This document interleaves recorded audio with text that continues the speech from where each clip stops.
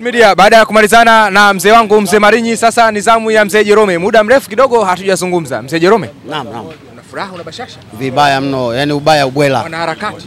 Kabisa. Mambo yanaenda vizuri. Mambo yanaenda vizuri. Ujue nchi hii ukitaka kuipenda timu, penda Simba. Simba ndo klabu kubwa barani Afrika mpaka katika ngazi za kimataifa. Mpaka rais wa FIFA amekuja kwa ajili ya Simba. Gianni Infantino. Kabisa. Kaja mzee Wenga kwa ajili ya Simba. Kanza Kolina kwa ajili ya Simba.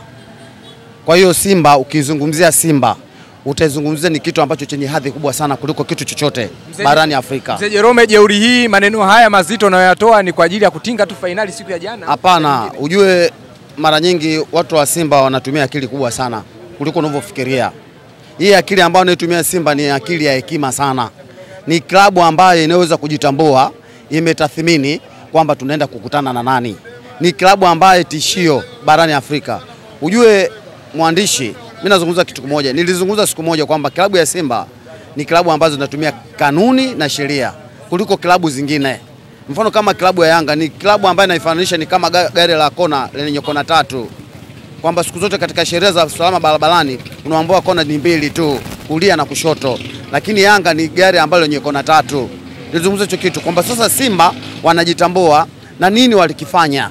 Ndio maana tumefikia katika hatua hii hapa, katika ukanda wa Afrika Mashariki na Kati na katika ukanda za nchi za SADC, kwamba Simba sasa ndio klabu pekee ambayo inawakilisha. Baada ya kutamatika dakika 90 pale visiwani Zanzibar, jina la Jean Charles Ahoua lilisemwa sana midomoni mwa mashabiki wa soka, hasa wa Simba Sports Club, wengi wakimtukana kutokana na kukosa magoli mengi, lakini goli lake pekee ndilo liloweza kuipeleka Simba Sports Club fainali mpaka sasa hivi. Jean Charles Ahoua, kwako wale waliokuwa wanamtukana unawaambia nini? Kwanza mimi ninawasihi kwamba kama Jean Charles Ahoua aliasikia matusi, kwanza hawasamee wale watu ambao walitukana. Lakini watu ambao waliovunjika mioyo, watu wa namna hiyo katika klabu ya Simba kwanza tuwataki.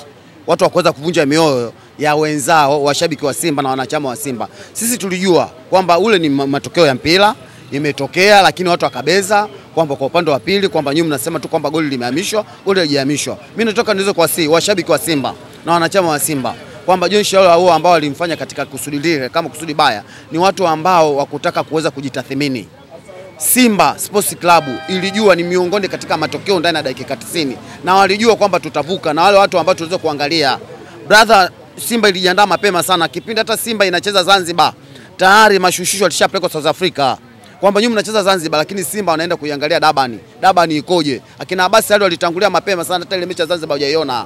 Ile ni miongoni tu kwamba katika mistake tu ya Jean Charles Ahoua ni matokeo kwamba kumbuka yule mchezaji aliomba mapema ili aweze kutoka nje kwa sababu alishapata majeruhi kidogo, kwamba mwili wako ulikuwa umekuwa dhaifu kidogo, lakini kocha alimwambia endelee. Lakini sisi watu wa Simba ambao tunajui kutathmini, hatuwezi tukamlaumu.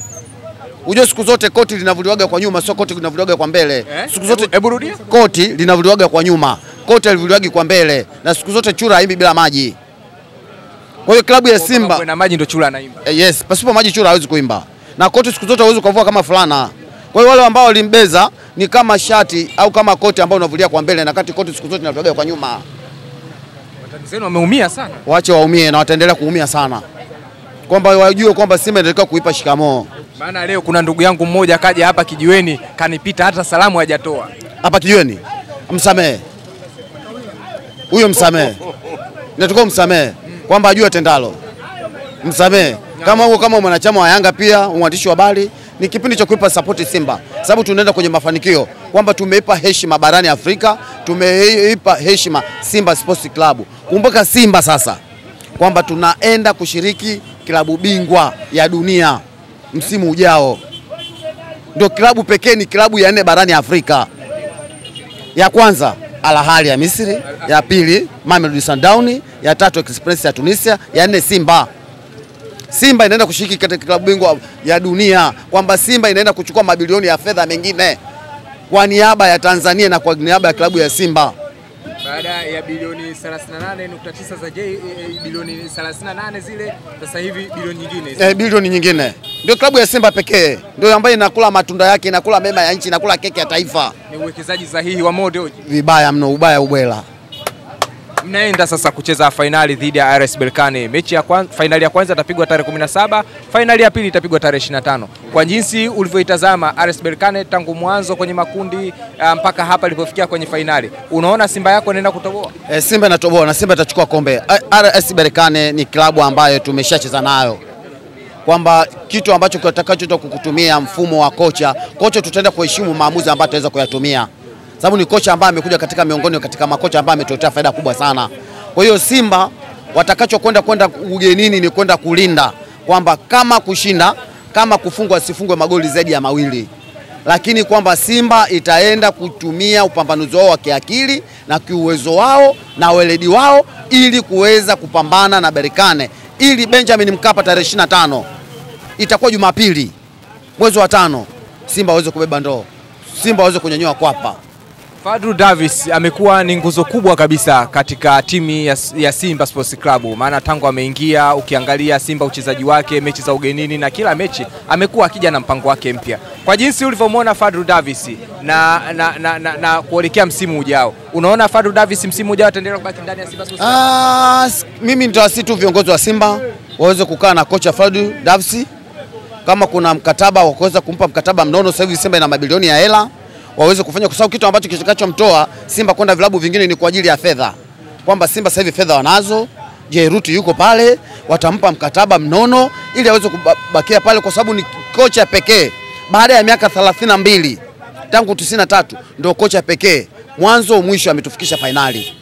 Kwa hiyo nitawasihi tu viongozi wa Simba popote pale kwamba watakavyoweza kunisikia waangalie mkataba wa Fadlu Davis, kwamba huyo alikuwa anahitajika kwenda timu zingine za nje, kuona namna ya kuweza kumpa thamani, kwa sababu pale alipofikia maana yake ameiheshimisha nchi na ameiheshimisha klabu ya Simba.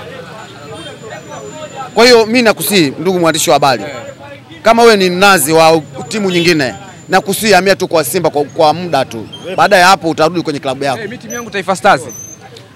Nashukuru kwa hilo kwa sababu ni uzalendo, lakini kama sio mzalendo basi wewe hamia Simba kwa muda, alafu baada ya hapo utakuja kwenye timu yako ya mgongo wazi. Mzee Jerome, mimi nikushukuru sana. Ubarikiwe sana mtumishi. Asante sana. Amina.